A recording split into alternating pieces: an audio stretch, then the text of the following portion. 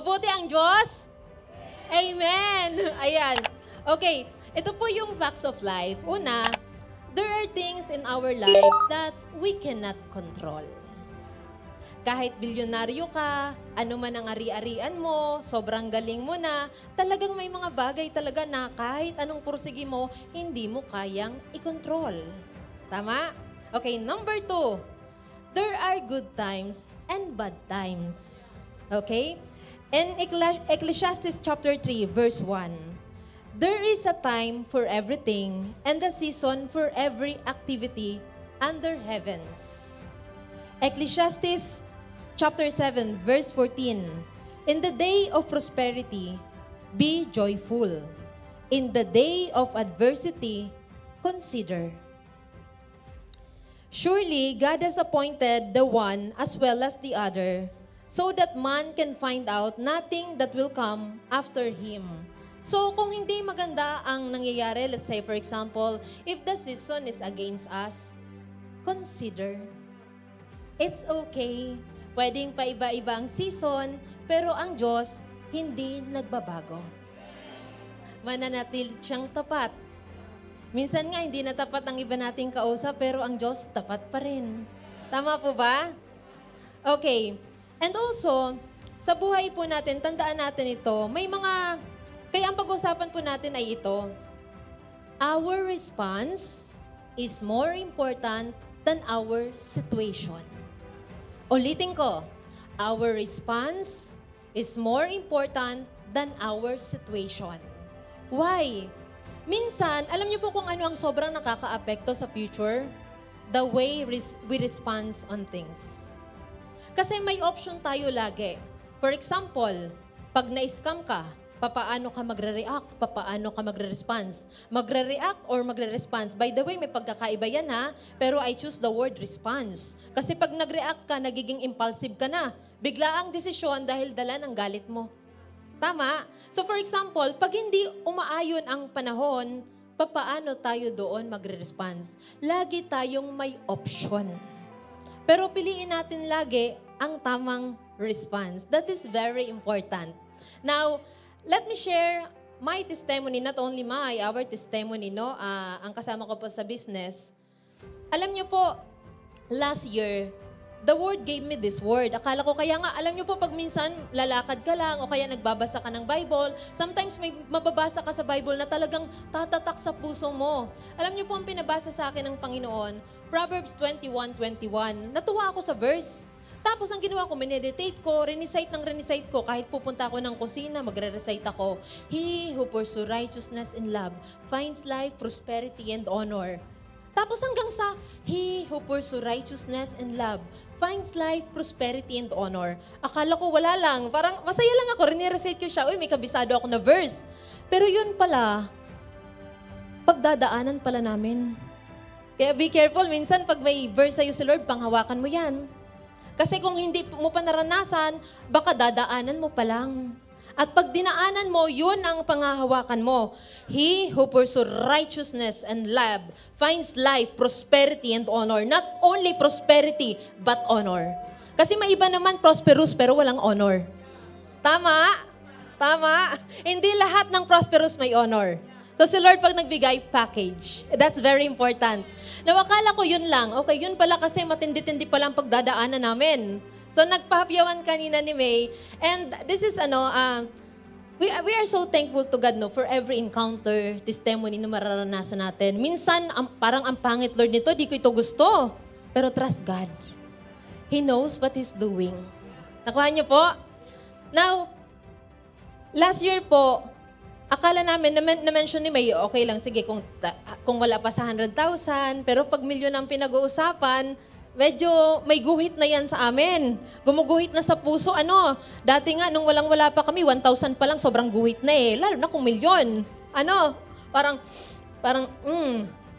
Pipigil ka, di ba? Tama po? Okay. May nangyari po sa amin na, anyway, hindi ko siya pwede elaborate, pero bibigyan ko kayo ng idea kasi may involved na, let's say, sabi nila, para ka ma-promote, let's say, para ka makakuha ng project, let's say, sa government, even in private, kailangan mo ng mga connections sa loob. kailangan mo ng mga, anong tawag doon? Mga, sino ang backer mo? Sabi nila. Pero sa amin, hindi. Iba ang Diyos gumawa. Sometimes we don't have connection inside, but we have divine connection. And God is more than enough. Nakuha niyo po? So, hindi kailangan, sabi nila, kailangan mag-under the table para makuha mo. Pero iba ang Diyos natin. Hindi mo kailangan magkompromiso, hindi mo kailangan mag-under the table because God is more than enough. You can get the project even without under the table because you have God. Okay, kaso nga lang, hindi naman paparanasin ka talaga ng Panginoon na makaka-encounter ka ng mga tao. Anyway, I'm not judging this, kasi hindi naman tayo perpekto. Hindi tayo pwedeng mangusga. Only God can judge, Pero pina-encounter kami dito sa tao na ito na even sa project namin na kami ang nanalo sa project po namin, awarded talaga sa amin. And this person involved, may lawyer na involved, and pinakamataas na posisyon sa isang region. Pinakamataas. Ngayon, sa amin awarded po sa company namin ang project, and we're talking about millions of money. Pero alam niyo po palang mahalaga, anyway, we don't care about millions na daw, parang ang sarap pakinggan millions, pero yun pala, mas mahalaga sa Panginoon ang karakter natin at pera. Nakuha niyo? So ngayon, awarded sa amin ang project sa company po namin. So sa madaling salita, nakalagay talaga ang daming project sa amin, lahat kami ang nanalo. Hanggang sa inipit po kami sa days of delivery. Tapos, nagkaroon pa kami ng meeting doon sa taong yon, sa highest official, and sabi namin, the days of delivery, wala niyan makakagawa. And para kaming na-deceive, na sige ma'am, basta ang daming sinabi sa amin na, sige ma'am, kung walang makakagawa, mag-wave lang kayo. So kami naman, pure naman, o sige, mag-wave po kami. Kasi ma'am, pag nag-wave kayo, pag hindi nagawa ng pangalawa, ng susunod sa inyo pa rin ibabalik. So kami naman, oo, hindi pala. So anyway, we just keep on declaring. Pag iniisip natin, Lord, nagta-tithes naman, nag-offering naman. Tapos, Lord, nag-church naman. Tapos, Lord, nagbibigay mga ganon. Pag mag-i-emote kay Lord, di ba? Magsasabihin mo ng mga gawa natin. Pero alam niyo po, it doesn't guarantee na dahil nagta-tithes ka, dahil nag-offering ka, dahil lagi ka nasa church, dahil lagi ka nagsiserve, dahil usher ka, dahil musician ka, dahil pastor ka, it doesn't mean na wala kang ma-encounter na challenge. And it doesn't mean na hindi mag-a-against sa iyo ang panahon. But that's very normal. Okay po? So ngayon, anyway, ang nangyari po doon, we're talking about millions. Ang nangyari, sabi sa amin gano'n. So kami naman nagposisyon, nagpagawa na kami ng nag-start na kami ng production, we spent millions of money din. And take note of this, we keep on declaring and believing na mababalik yun sa amin kasi mukhang anghel naman yung director ba? Totoo po, mukhang anghel. In fact, we prayed for that director, ha? So mukhang anghel.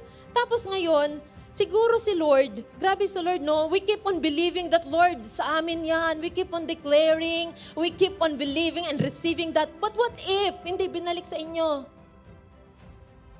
So we keep on declaring, and we keep on giving, yung ganun, honoring the pastors, honoring the servants of God. We keep on doing that. Pero ang nangyari, napunta sa iba. Hindi sa amin, kinuha yung nakapangalan na sa amin. Lahat, walang tinira ni isa.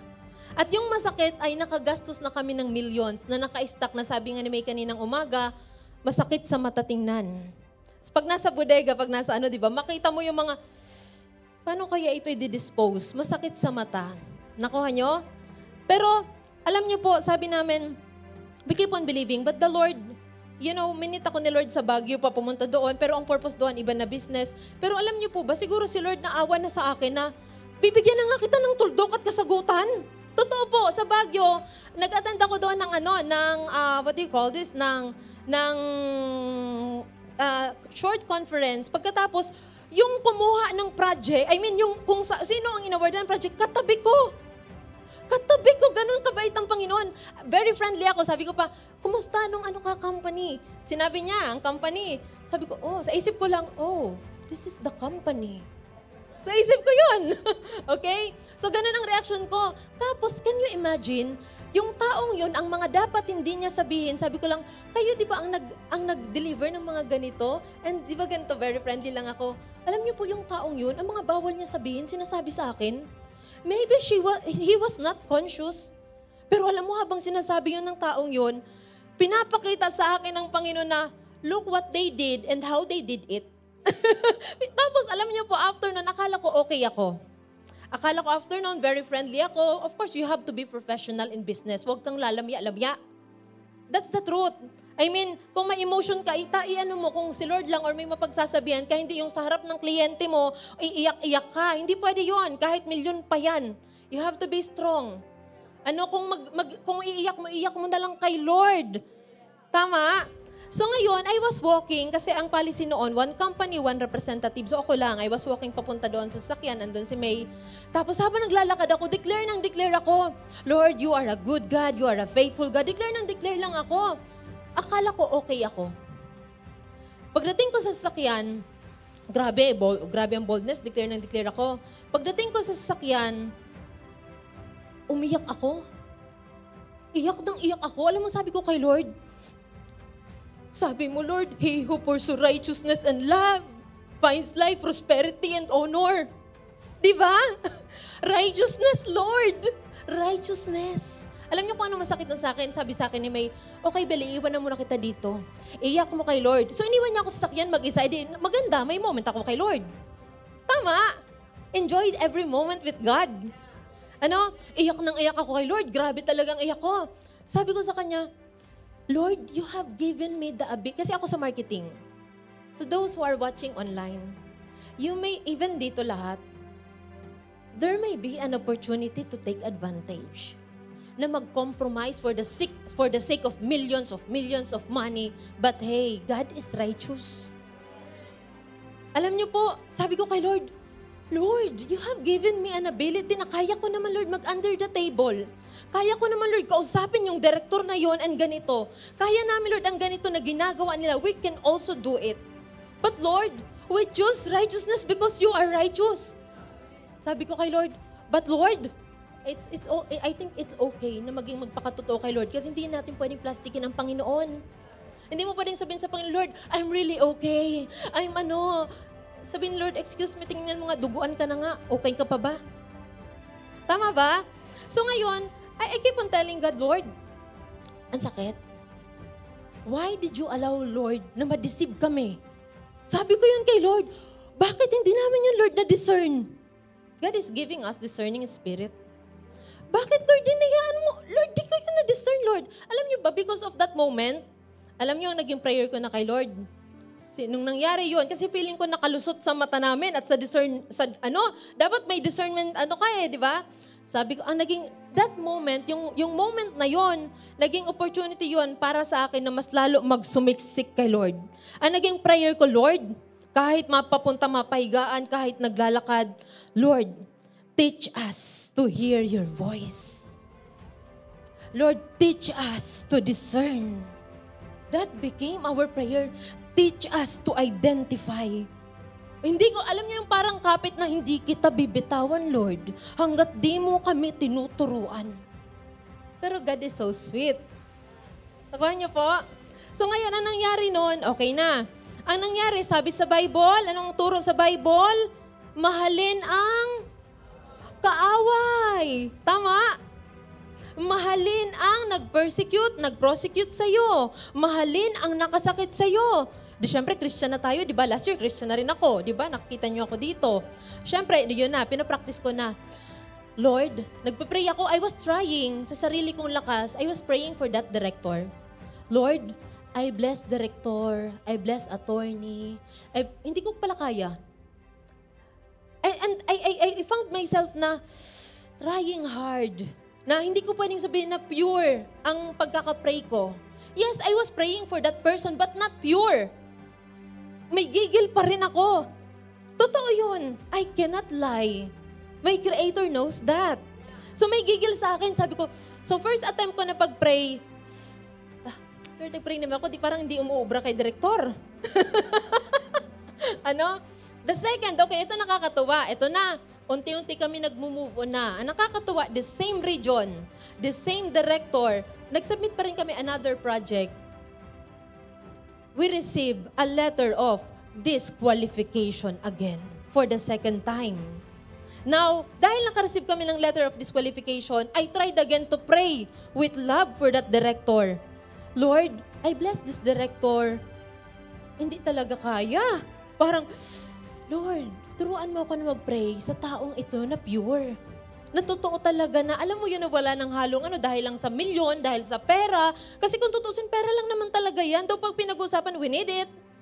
So that we can use it for our family, for other people. Pero I want you to hear hanggang dulo yung testimony. So yun na.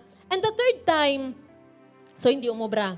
The third time, parang nasanay na kami. Nag-send ulit kami, set of project, the same region. And we receive another letter of disqualification. For the third time yan. Alam niyo ang masakit doon kasi nakita talaga namin harap-harapan na, yun nga ang na-mention ni May, na qualified ka, pero pilit ka na din-disqualify. At yung hindi ka tanggap-tanggap, pilit na kina-qualify. Mahirap din yun na trabaho, yung magbulag-bulagan. Mahirap yun. Ano yan? Talent yan, yung magbubulag-bulagan ka. Tama? Talent yan. Pero wag po nating gawin. Ano? So yun na. Third time yun. The fourth time, we tried again. The same region. Kasi we're trying na, kailangan namin ito mai-out na naka-stock. Kasi we just tried and tried. Just do what you can do. And let God handle what you cannot do. Tama? So ngayon ang ginawa namin, nag-bid ulit kami. And glory to God, habang nasa sasakyan ako, for how many days na nakalipas, may result na. Habang nasa sasakyan ako, naka-stop, naka-red. Tingnan ko ang cellphone ko. Mag-isa lang ako sa car. Pagtingin ko ng email, ang nabasa ko ulit, congratulations, letter of disqualification again. For the fourth time. Alam niyo kung ano ang nakakatuwa sa Panginoon? Ang response ko naging declaration. I was alone inside the car. I praise, nagpatugtog ako, pero bago ako magpatugtog, I praise and I praise and I praise God. I declare who He is in our lives. I declare His faithfulness. I declare His love in our lives. I declare na Lord, kahit Lord hindi namin yan makuha, Panginoon, we know, Father God, that You are the source of blessing, not the company. So, I just declared it. And after ng declaration, I worship and worship God sa sasakyan. Parang ansaya ko na. The same day, parang ansaya-saya ko na. Pero sabi ko, bigla ko na-notice. Sabi sa akin ng Panginoon, look at you now. Look how you respond now. Tapos, kinagabihan, nag-attempt ako mag-pray kay Director. And for that lawyer na kasama doon. For the first time sa sarili ko, na pag-pray ko ng pure si Director. At wala akong halong kaplastikan. I prayed even for his family na hindi ko kilala. Father God, thank you God for the life of Director Tut. Di ko pangalanan na. Lord, I bless him. Patuloy mo po siya, Panginoon, pagpalain. Patuloy mo, Panginoon, pagpalain ang kanyang pamilya. And patuloy mo, Panginoon, pagpalain lahat ng empleyado sa na yon, sa office na yon. Patuloy mo, Panginoon, pagpalain si attorney. Take note, yung mga taong yan yung mga taong gumawa ng hindi maganda sa'yo. Pero again, pang fourth time ko yan na overcome, ha? Alam niyo ang sabi sa akin ng Panginoon, look at you now. Dati, ang unang response ko, parang bata na inagawan ng lollipop. Yes. Bakit Lord ganito? Bakit ganyan? Take note by the way, doon pa lang nung nagkakry ako sa inside the car, alam mo si Lord lagi mag-i-encourage sa'yo. Alam niyo habang umiiyak ako, grabe nang iyak-iyak ko sa car. Kasi ang quantity ng damit na yun ay 72,000 pieces, mahigit. So, basta at may mga kasamahan pa siya, kaya umabot siya ng ilang milyon. Ngayon, habang umiiyak ako, grabe ang iyak ko, yung phone ko nagre-ring. Kasi I was asking the Lord, Lord, bakit ganito, ganyan? Eh di hindi pa ako nakakano ng luha ko. Ang phone ko nagre-ring at isa sa client namin, sabi sa akin, eh di syempre, i-compose ko muna ang sarili ko. Huwag ka magpahalata na umiiyak ka, di ba? Syempre, dapat hindi ka nagpapahalata minsan sa kliyente, ganun pa rin. Hello, sir. Tsaka pinapractice ko ang boses ko. Hello. Saka na ako sasagot. Ano? I'm giving you tape. Ano? So, syempre, pag ganon, compose mo na sarili mo. Okay, saka na. Sinagot ko na. Hello, sir. Ganon. Sabi sa akin ng kliyente, Ma'am, Pwede po ba ma'am, kaya niyo po ba ma'am ang 300 to 400,000 pieces na damit? In the middle of my crying. Ang ini-emote ko kay Lord, 72,000 pieces. Ang kliyente tumawag sa akin, ma'am, magpapagawa kami 300 to 400,000 pieces na damit. What is the message? In the middle of my crying, anong message doon, kapatid? Anak, pwedeng may sakit ka ngayon. Ano ang iniiyak mo? Sa palagay mo ba hindi kita kayang pagalingin? Pwedeng nawatanggal ka sa trabaho, anak. Sa palagay mo ba hindi kita kayang i-provide ng mas magandang trabaho? Anak, pwedeng nasaktan ka ngayon. Sa palagay mo ba hindi kita kayang i-heal? Anak, marami ang nawala sa'yo. Pwedeng na-scam ka. Do you think I cannot restore you?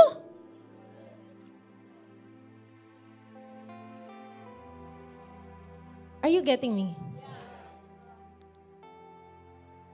Yung iniisip natin na wala, Lord, ang dami lang nawala sa akin, Lord, na pera, ang dami nang nasayang, ang dami ko, Lord, palpak na nagawa, Lord, ang dami ko, Lord, mga desisyon na palpak. Excuse me, He is God.